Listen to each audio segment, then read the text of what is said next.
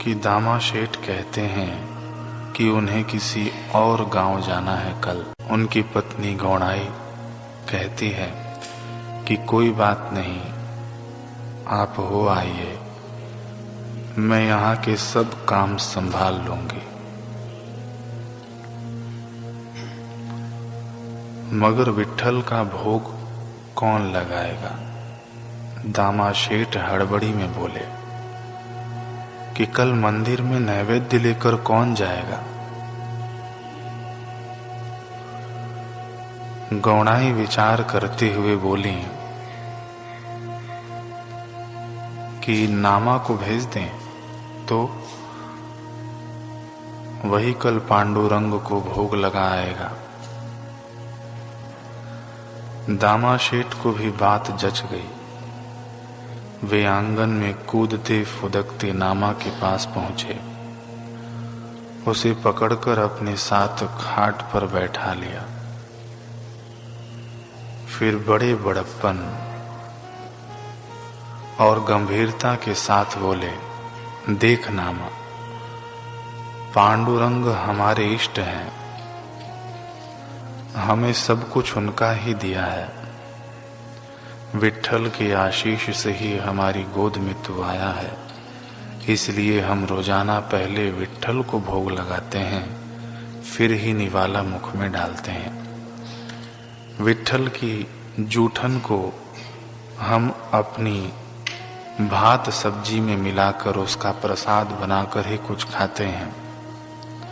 परंतु नामा, कल मैं मंदिर नहीं जा पाऊंगा, इसलिए मेरी जगह तुझे विट्ठल का भोज लेकर जाना है, समझ गया ना? नामा तो उचक उठा, कल मुझे विट्ठल को खाना खिलाना है। हाँ, ध्यान रहे, ठीक से नैवेद्य को ढक कर ले जाना, उसमें कोई अशुद्धि न पड़ जाए, इसका ख्याल रखना। सच्चे दिल से विट्ठल को भोजन आरोगने को कहना, ठीक है ना? नामा ने कहा, कल ही क्यों बाबा, मैं विट्ठल को रोज रोज खाना खिला दूंगा। कम से कम जब भूख लगेगी तब तो विट्ठल मेरे पास आएगा ना। जैसे जब मेरे पेट में चूहे कूदते हैं तो मैं आई के पास दौड़ कर चला जाता हूँ। आज शिरा पूरी बनाओ ना गाई। नामा कहता है कि हलवा पूरी बनाना आई। तड़के से ही नामा की जिद शुरू हो गई थी। मेरा पांडुरंग बहुत चटोरा है, रूखा सूखा उसे नहीं भाता।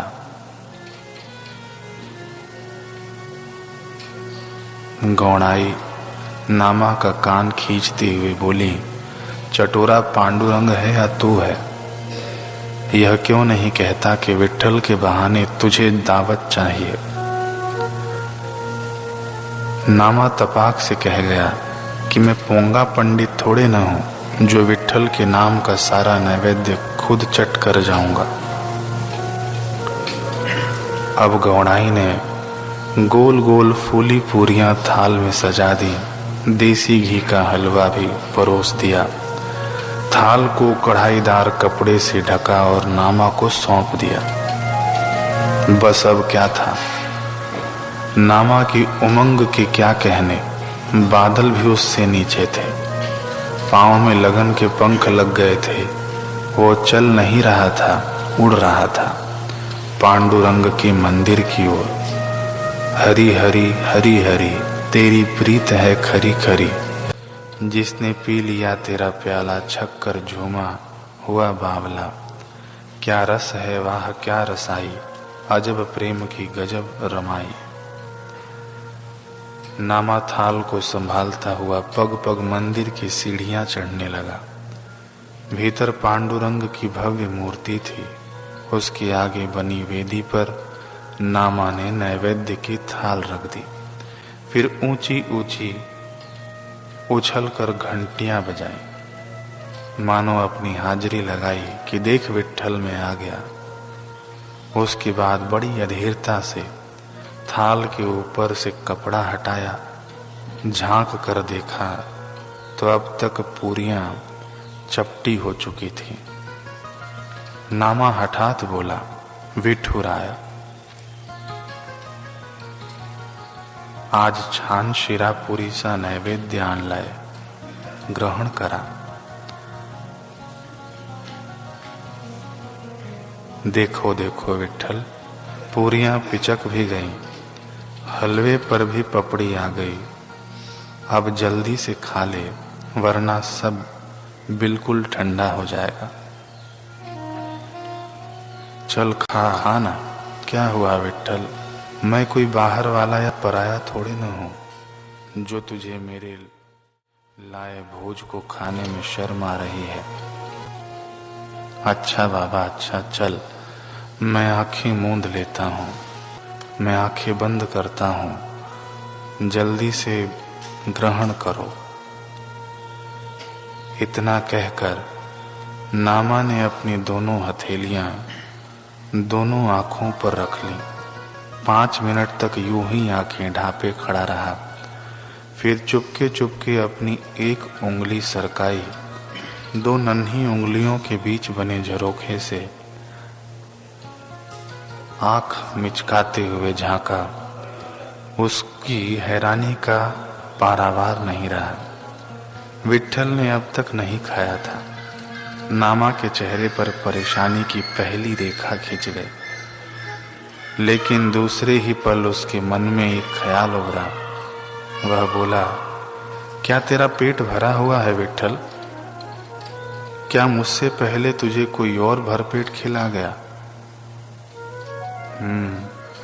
मैं समझ सकता हूं, ऐसे में खाने का जी नहीं करता होगा।